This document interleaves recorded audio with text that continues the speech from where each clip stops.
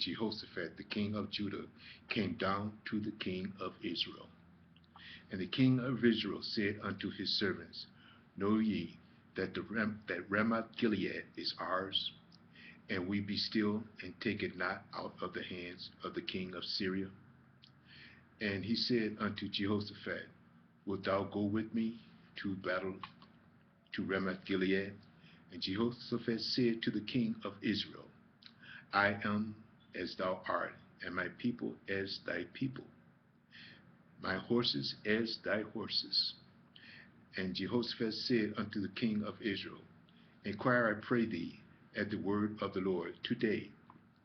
Then the king of Israel gathered the prophets together, about 400 men, and said unto them, Shall I go against Ramoth Gilead to battle, or shall I forbear?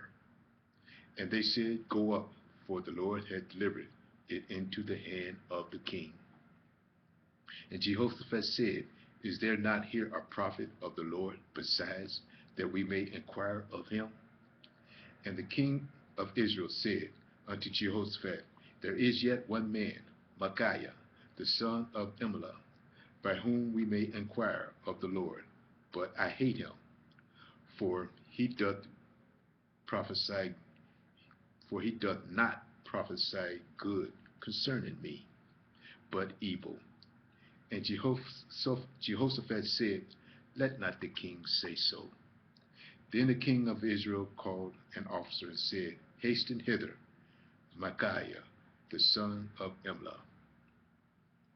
And the king of Israel and Jehoshaphat, the king of Judah, sat each one on his throne, having put on their robes in a void place, in the entrance of the gate of Samaria. And all the prophets prophesied before them. And Zedekiah the son of Chenaanah made him horns of iron. And he said, Thus saith the Lord, with these shalt thou push the Syrians until thou hast consumed them. And all the prophets prophesied so, saying, Go up to Ramoth Gilead and prosper, for the Lord hath delivered it into the king's hand. And the messenger that was going to call Micaiah spake unto him, saying, Behold, now the words of the prophets declare good unto the king with one mouth. Let thy words, I pray thee, be like the words of one of them, and speak thou that which is good. And Micaiah said, As the Lord liveth, what the Lord saith unto me, that will I speak. So he came to the king, and the king said unto him, Micaiah, shall we go against Ramoth Gilead to battle, or shall we forbear? And he answered him, Go and prosper, for the Lord shall deliver it into the hand of the king. But the king knew that Micaiah was speaking sarcastically, so he asked him again, continuing. And the king said unto him, How many times shall I adjure thee that thou tell me nothing but that which is true, in the name of the Lord? And he said, I saw all Israel scattered upon the hills as sheep that have not a shepherd. And the Lord said, These have no master. Let them return every man to his house in peace.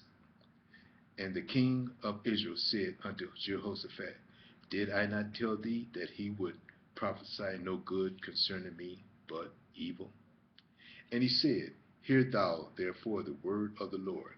I saw the Lord sitting on his throne, and all the host of heaven standing by him on his right hand and on his left. And the Lord said, Who shall persuade Ahab that he may go up and fall at Ramoth Gilead? And one said on this manner, and another said on that manner. And there came forth the Spirit, and stood before the Lord, and said, I will persuade him. And the Lord said unto him, Wherewith? And he said, I will go forth, and I will be a lying spirit in the mouth of all his prophets. And he said, Thou shalt persuade him, and prevail also. Go forth and do so. Now therefore, behold, the Lord hath put a lying spirit in the mouth of all these thy prophets, and the Lord hath spoken evil concerning thee. But Zedekiah the son of Chenaiah went near and smote Micaiah on the cheek and said, Which way went the Spirit of the Lord from me that spake unto thee? And Micaiah said, Behold, thou shalt see in that day when thou shalt go into an inner chamber to hide thyself. And the king of Israel said, Take Micaiah and carry him back unto Ammon, the governor of the city, and Jehoash, the king's son, and say, Thus said the king, Put this fellow in prison, and feed him with the bread of affliction, and with the water of affliction, until I come in peace. And Micaiah said, If thou return at all in peace, the Lord hath not spoken by me. And he said, Hearken, O people, every one of you. So the king of Israel and Jehoshaphat the king of Judah went up to Ramoth Gilead. And the king of Israel said unto Jehoshaphat, I will disguise myself and enter into the battle, but put thou on thy robe. And the king of Israel disguised himself and went into the battle. But the king of Syria commanded his 32 captains that had ruled over his chariots, saying, Fight neither with small nor great, save only with the king of Israel. And it came to pass, when the captain of the chariots saw Jehoshaphat, they said, Surely it is the king of Israel. And they turned aside to fight against him. And Jehoshaphat cried out. And it came to pass, when the captains of the chariots perceived that it was not the king of Israel, that they turned back from pursuing him. And a certain man drew a bow at venture, meaning by chance, continuing, and smote the king of Israel between the joints of the harness. Wherefore he said unto the driver of his chariot, Turn thy hand and carry me out of the host, for I am wounded. And the battle increased that day, and the king was stayed up in his chariot against the Syrians, and died at evening. And the blood ran out of the wound into the midst of the chariot. And there was a proclamation throughout all the hosts about the going down of the sun, saying, Every man to his city, and every man to his own country. So the king died and was brought to Samaria, and they buried the king in Samaria. And one washed the chariots in the pool of Samaria, and the dogs licked up the blood, and they washed the armor according unto the word of the Lord, which he spake. Now the rest of the acts of Ahab, and all that he did, and the ivory house which he made, and all the cities that he built, are they not written in the book of the Chronicles of the kings of Israel? So Ahab slept with his fathers, and Ahaziah his son reigned in his stead. And Jehoshaphat the son of Asa began to reign over Judah in the 4th year of Ahab king of Israel. Jehoshaphat was 35 years old when he began to reign, and he reigned 25 years in Jerusalem.